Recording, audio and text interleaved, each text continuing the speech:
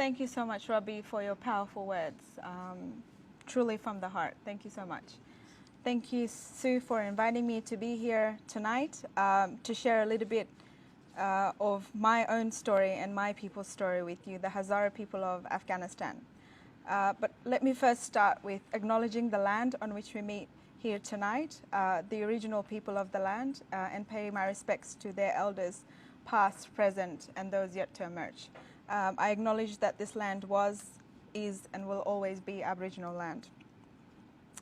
My name is Sitara Mohammadi. I was born in Afghanistan during the previous regime of the Taliban in the late 1990s.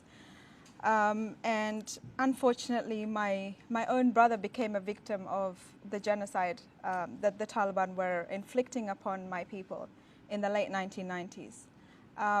His death resulted in my family having to flee Afghanistan, being compelled to become refugees. I was very young at the time, so it took me a number of years before I realized that my people have been facing genocide for more than 130 years. Since the Taliban's return to Afghanistan in 2021, they have launched a systematic campaign against human rights of all people that affects particularly liberal people, women, children, but especially the Hazara people. I also acknowledge that Afghanistan is a land of ethnic minorities, so there isn't actually a major ethnic group that makes up the majority of the population in Afghanistan. However, the Hazara people are a religious minority, predominantly Shia Muslims, within a wider Muslim majority Afghanistan. While violence is widespread across Afghanistan today and the suffering of all people inside the country is collective, the Hazaras have been subjected to a chain of systematic and targeted attacks for persecution and genocide based on three major reasons. Firstly, the Hazaras have been targeted by virtue of our distinct ethnic origin and ethnic identity as a Hazara. As we have Turco-Mongolian heritage and have distinct Asiatic features, which sets us apart from the rest of the population inside the country.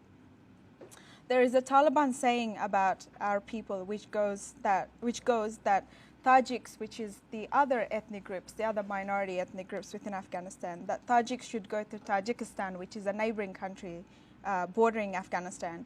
Uzbek should go to Uzbekistan, which is another neighboring country, and Hazaras should go to Goristan. Goristan means cemetery. Secondly, the Hazaras have been targeted based on our perceived religion. As I mentioned, the Hazaras are predominantly Shia Muslims within a broader Sunni Muslim majority in Afghanistan. Therefore, the Hazaras are despised based on being Shia, predominantly Shia Muslims, by the Sunni majority population in Afghanistan. But it is also worth noting that the Hazaras are not a homogeneous group, that we have atheist Hazaras, we have secular Hazaras, we have Sunni as well as Ismaili, other Hazara sects. And thirdly, and more recently, the Hazaras have been targeted based on our hard-earned success in education, in sports, and in politics, as well as our progressive and democratic values. In particular, Hazara culture promotes liberalism, progressiveness, progressive thinking, and our community has expanded and embraced in educational opportunities in recent years. In particular, these cultural liberal distinctions are at odds with the extremist Sunni conservative views within the wider context in Afghanistan, particularly with that of the Taliban.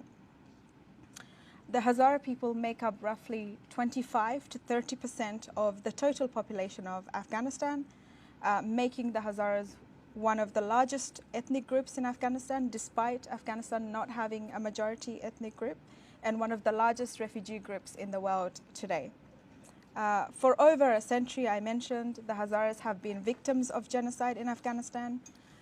This started in the late 19th century, particularly in 1892, when the king of Afghanistan at the time, called Abdurrahman, sought to bring the Hazara people under his control in what is called the land of the Hazaras, Hazarajat today, He waged a brutal war against our people, which resulted in bloody massacres, looting and pillaging of our homes and ancestral lands, enslavement of our women and children, and the transfer of our lands to Pashtun tribes, which is what makes up majority of the Taliban ethnic group today. It is estimated by historians that the Hazara people were inflicted to genocide, and some 62% of our population was destroyed by the king at the time. Over the following decades, the Hazaras continued to face repression, discrimination, as well as socio-economic marginalization in the early 20th century. Many Hazaras were forced to conceal their identities in order to obtain state identification cards. Hazaras were barred from receiving education, particularly higher education, and being able to enter institutional level jobs and employment. Until the 1970s, for example, the Hazaras were not able to access higher education, which has led and resulted in intergenerational discrimination against Hazaras, particularly Hazara women not being able to access education. As I mentioned, when the Taliban first came to power in the late 1990s, there were at least 9 genocidal massacres in that period of time alone. And in particular, in 1998, in a matter of just few days alone, they killed thousands of Hazaras in northern Afghanistan, in Mazar-e-Sharif, particularly going and hunting down people who were Hazaras and killing them in very brutal manners. From 2002 onwards, there has been at least 300 targeted attacks, which are considered genocidal in their nature because of the way that these attacks have taken place in educational centers, in places of worship, maternity hospitals, sporting facilities, public gatherings, and wedding halls, just to name a few. And the nature of these attacks have been systematic in the sense that the perpetrators of these attacks, primarily the Taliban, have gone into these places and specifically targeted the Hazara people based on their identity as a Hazara. So if I can just give an example of public transport during the last 20 years in Afghanistan, when these attacks did take place in buses, for example, traveling from one province to another, the perpetrators would go into these public transports and ask for Hazara victims. So they would get the Hazaras to stand up and then remove them from the bus, take them outside and eventually kill them and let the rest of the travelers to move on from their journey. And the bodies of the Hazara victims would be discovered the next time another bus of travelers would cross the sort of pathway. So that's the nature of these attacks, in particular the last 20 years, which was very systematic, which was very targeted, and fits within the definition of genocide, as mentioned, which is the in whole or in part the targeted nature of killings of people based on ethnic or religious identity. The systematic persecution of the Hazara people today in Afghanistan illustrates a combination of factors, as I mentioned: ethnicity, religion, and the suppression of democratic and progressive values. We know that the Taliban are extremist, conservative, Sunni Muslims, and they're against anything to do with human rights, with values of democratic progressiveness and progression entirely. Today, at the national level, the Hazaras are completely excluded from the Taliban's governance system.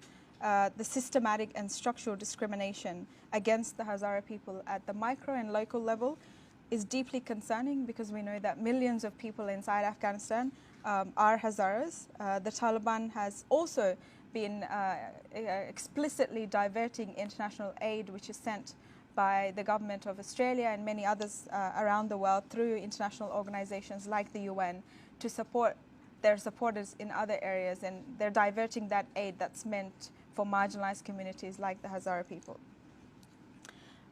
In several provinces across the country, the Hazaras have been forcefully displaced. Again, that systematic campaign of forcefully displacing people from their lands continues to this day, which can be termed as genocidal displacement. Hazara women, I've mentioned, in particular face extra layers of discrimination and vulnerability due to the intersectional factors of gender, ethnicity, and religion. Hazaras more generally face widespread and all-encompassing discrimination that affects them in various aspects of their lives. It can be described that the Hazaras are facing a slow-motion genocide in Afghanistan today. Those are my thoughts at this stage, but I'd be more than happy to answer any questions in the Q&A section. Thank you.